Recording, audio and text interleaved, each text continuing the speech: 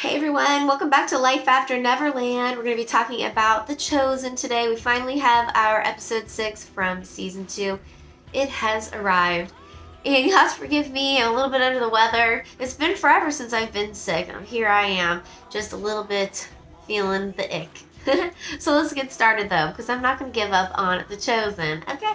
Even if I'm not feeling the greatest, I'm going to come in here and we're going to talk about my favorite TV show, even though I'm snuggled up here in my comfies, okay?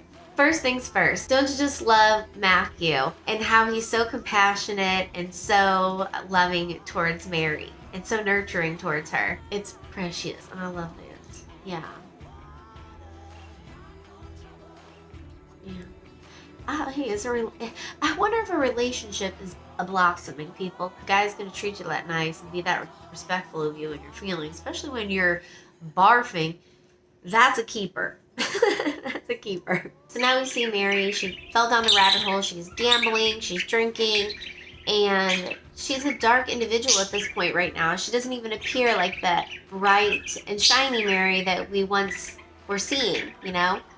She almost seems darker than the one before. And it's really sad to see the damage that's happening inside of her soul. She's having flashbacks to her childhood. For me, it's really heartbreaking to watch. I don't know if any of you guys have ever been triggered before, like actually triggered. Triggered to the point where a horrendous memory was literally triggered by an action or by someone else or something physically that you saw, which happened to Mary. Both of those things actually happened to Mary.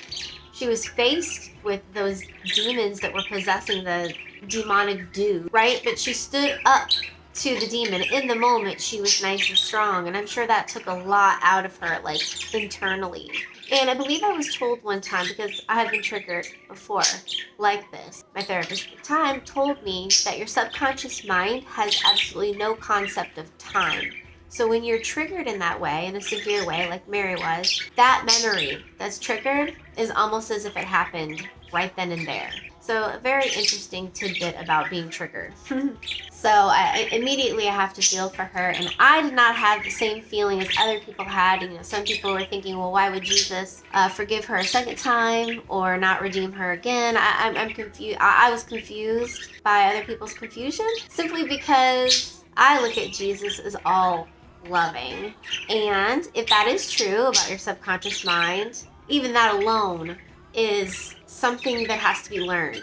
When this happens, this is what happens to me. And I have to be aware of it the next time that this happens so that I don't fall in this trap again. Hence the reason why I honestly believe, even more so besides all that stuff, how could Jesus not forgive her? And he definitely did. But in that moment, I mean, you could really tell that Mary felt worthless. She felt worthless, she felt shameful, and she knew she had done wrong. She knew she had made a mistake, and maybe she felt like, you know, she had taken for granted what Jesus had already done for her. She was afraid to even face him. I would be too. I feel like Dallas and all of the actors and writers tied that up in the way that I would have expected, and I truly love this portion of the story about Mary, and I'm excited to see where it's going to go from here too, because I think it'll only make Mary stronger and more powerful as a disciple. But before we move on from that portion of the show, I did want to cite some of my favorite lines in regards to Mary. So Mary said to Matthew, "What if you were cut off from Jesus by something in your past?" And then Matthew's response was, "Wouldn't you want help getting back to him as soon as possible?" And here we find out that John the Baptist has been sent to prison, and this is a big deal. My husband told me what ends up happening to John the Baptist, so no wonder Jesus was so upset when John the Baptist went off in the most recent episode, because he knows exactly what's going to happen to him, and it's horrendous. And you see Jesus crying when Mary comes in to speak with him. And one of the things that I absolutely adore about this show is that it is so raw. Every single disciple has so many different array of emotions and things that happen to them, and they all have very unique, distinct personalities, and they're very complex, many of them. And Jesus is absolutely no exception. And I love that because it makes Jesus real and it makes him extremely relatable. And he is very vulnerable. And I think some other people were having problems with Jesus doing a sermon, maybe thinking that he should already know that. Again, I like that for coming from my perspective, is because, again, it makes Jesus relatable. It makes Jesus human to me. And I love that. And that's what I need. I like that, peeps. That's what I like. Assassin Simon wants to break John the Baptist out of the maximum prison. I gotta love it. I really do. I wish I could see that. I wish that could happen. Gosh, dang it for doing the right thing. But seriously, that is something I wish I could see. But no. I know that's why Jesus threw away his weapon, because that's not what he's going to be doing anymore. But why couldn't he just this one time? So then near the end, we see Jesus and the disciples heading toward a small town, and they walk into this synagogue, and they're preaching. Jesus just kind of walks right in, and there's this man there that has a withered hand, and Jesus starts to kind of whisper and speak to him while this guy is preaching. He's so bold. It's just so funny. Jesus is extremely tenacious, okay? You know, in the way that he's behaving here in this part, I look at it like this. You know, Jesus is definitely kicking up dust, ruffling feathers, so to speak. But I think that he's doing it not to be disrespectful, or maybe he is. We can have a discussion about this. I think that he's doing this on purpose because it's going to get these guys to do certain things, whether it be think, you know, wake up, and then they get to make a choice. Are they going to follow him, or are they going to create nefarious deeds? I don't know. What do you guys think? I like to believe that that's what Jesus is doing. He's getting people to think that's how he does when he's ruffling up feathers. Maybe I'm wrong and I need to rethink this. But so he goes and he starts to heal this man's hand. You know, these Pharisees are not happy about this. They're very upset. They're asking him not to do it. They're thinking he's a shaman, all this stuff. So then he heals the man's hand, and then away they go. Well, Simon Peter, he gets so excited, and they haven't had any food. It's the Sabbath, and they're not supposed to be eating during this time. I'm assuming they need to fast. And so he takes the grain and he starts eating it, and then he's like, uh-oh.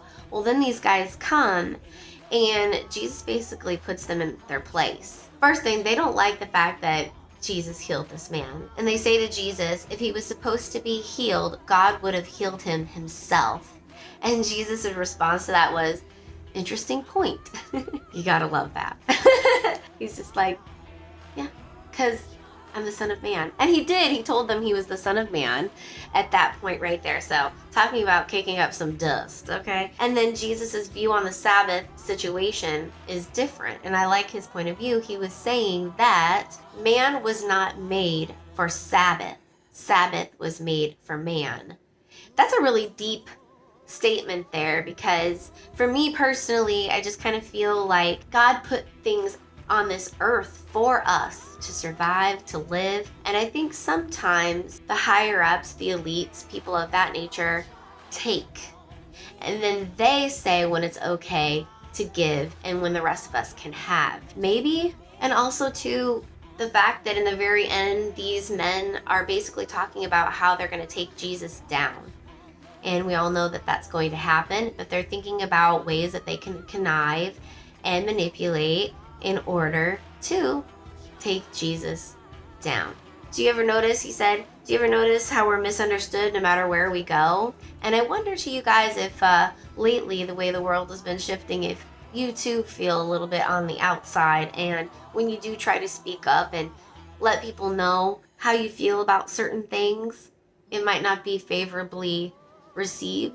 Well, you guys, what did you think about this episode? Like I said before, the humanity in Jesus is absolutely beautiful as it is played in this show, and the disciples are such an inspiration, and they're fun-loving and real as can be. So with that being said, who is your favorite disciple?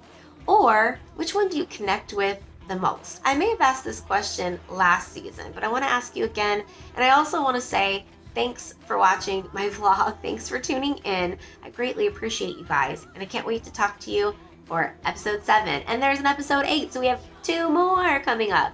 Thank goodness. An extra chosen episode. For some reason, I only thought there were 7. Anyways, totally stoked. Until next time, you guys. This is how you wear your hair when you don't feel good. You look how you feel. How do I look?